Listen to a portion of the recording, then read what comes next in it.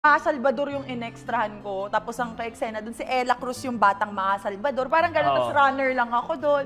Buong araw, nagtatatakbo lang ako. Yung extra days, pero batang-bata pa ako, mga 9, 10. Ang hindi nawawala pag audition ng usapan, PBB, yung mga ganyan. Pumila ako sa Star PBB. Circle Quest na ako dati nag-host. Pumila din ako sa PBB before, sa MOA. Kaya lang parang 3 days yung pila doon. Oo. One day ako nag-antay, tapos wala pa kami dun sa kalahati, so umalis na ako. Hindi ko na Hindi, tinuloy. grabe, pag nagkakaroon. Sobra talaga. At totoo yung pila, Oo, nakakaloka. Ikot ka ng buong MOA. Yung iba nakita ko nga pa nagsisimula ang PBB, magpipila na nga sila, tapos naka-announce na ng grand winner, nakapila pa rin sila. Tapos na yung season, nakapila pa rin sila. Grabe, sa sobra haba. Di ba? Oo.